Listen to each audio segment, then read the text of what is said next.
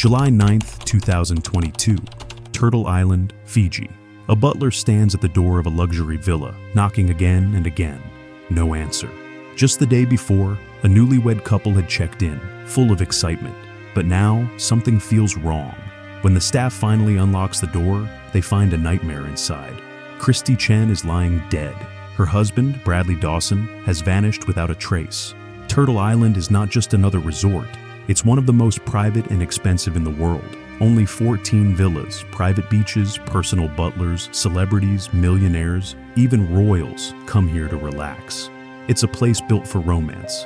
But for Christe, it became a crime scene. If you're new to the channel, make sure to like the video and don't forget to subscribe to watch more true crime stories like this.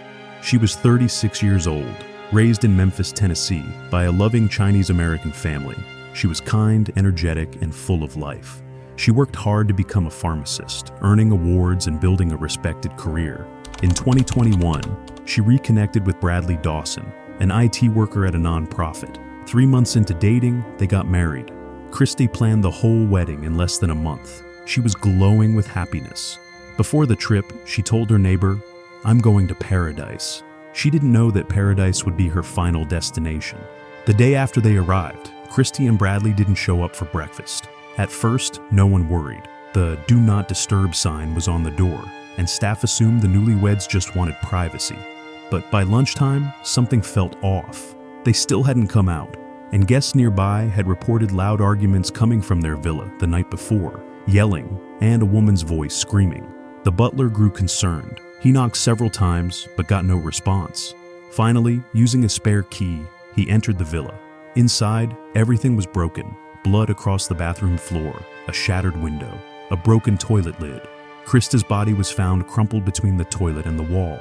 She had severe head injuries, her face so swollen she was nearly unrecognizable. There were bruises all over her body. It was clear she hadn't died quickly. She had suffered. Police were called right away. Christe's belongings, her passport, wallet, and phone were all still inside. But Bradley Dawson's passport and wallet were gone. His phone had been left behind, and his GPS watch was found on the beach. The man she had just married had disappeared. As police began their investigation, all eyes turned to one person, Bradley Dawson. Christe was dead, and he was missing. The staff searched the island, but there was no sign of him. He had left behind his phone and GPS watch, but taken his passport, wallet, and Christe's driver's license. 36 hours passed before a lead came in. A man named Ratu Lele, living on a nearby island called Makalevu, about 1.2 miles from Turtle Island, reported seeing someone strange. A man in a dirty white t-shirt and brown shorts had appeared out of nowhere, bruised, barefoot, and clearly shaken. That man was Bradley Dawson.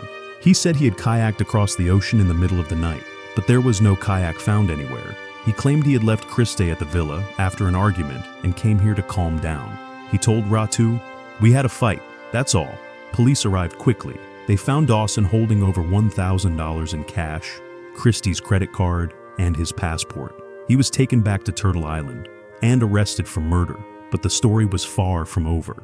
At first glance, Bradley Dawson seemed like a quiet, responsible man. He worked in IT at a nonprofit that helped troubled children. No criminal record, no history of violence. But when reporters dug deeper, a different picture began to appear. His ex-girlfriend, Kristen Baker, came forward. She described him as controlling, possessive, and emotionally unstable. Their relationship began fast and intense, just like his marriage with Christe. But behind closed doors, he had a temper. When drunk, he became someone else, aggressive, threatening, and forgetful of his own actions. Kristen said he once shoved her onto a bed and physically assaulted her when she tried to leave him. She also revealed something disturbing. Dawson had an obsession with Fiji. He would often repeat, "I have to go to Fiji," like it meant something more than just a vacation. As if that wasn't enough, public records showed Dawson had been married before, and in Fiji. He filed for divorce just 1 month before marrying Christe. It became clear, Christe didn't know the real man she married, and now that man was on trial for her murder. As investigators pieced together the timeline, more details from the night of July 8th came to light.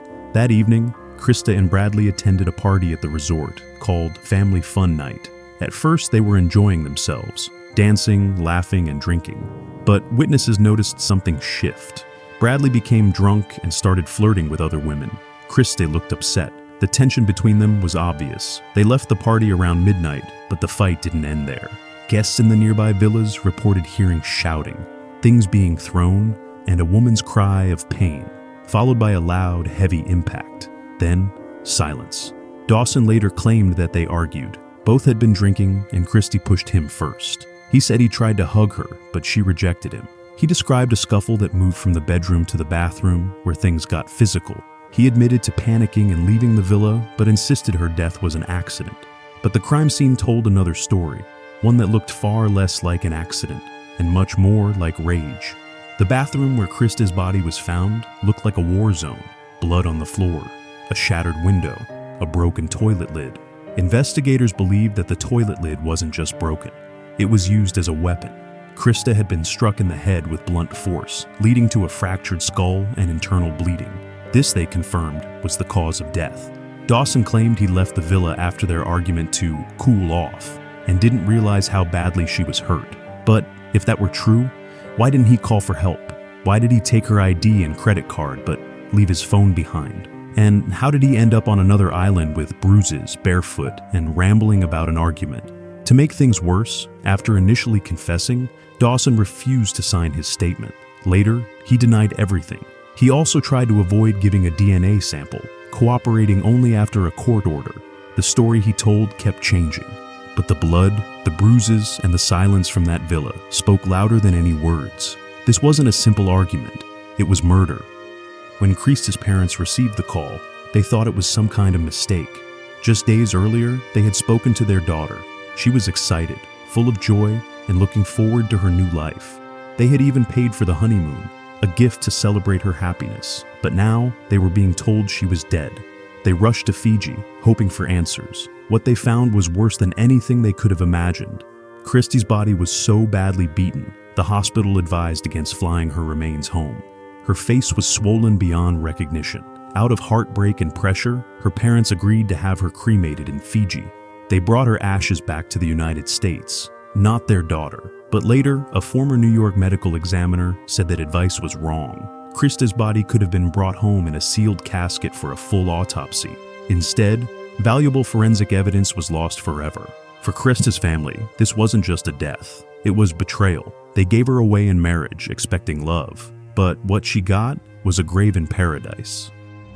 In December 2024, after a week-long trial in Fiji, the court reached its decision. The judge found Bradley Dawson guilty of murder. He noted that Dawson's actions, fleeing the scene, carrying his passport and cash, and discarding his GPS watch, all pointed to one thing: he intended to escape. The defense tried to argue that Dawson was unstable, confused, and heartbroken. But the evidence was clear. The court rejected his story and sided with the truth. Christe Chen's story is not just about one tragic night. It's about ignoring warning signs, moving too fast, and trusting someone who didn't deserve it. Her life was full of promise, joy, and kindness, but it was cut short by the very person she chose to love. If there's one thing this case reminds us, it's this: the first time someone shows you who they really are, believe them. Love should never hurt, and paradise should never end in blood. If you're new to the channel, make sure to like the video, and don't forget to subscribe to watch more true crime stories like this.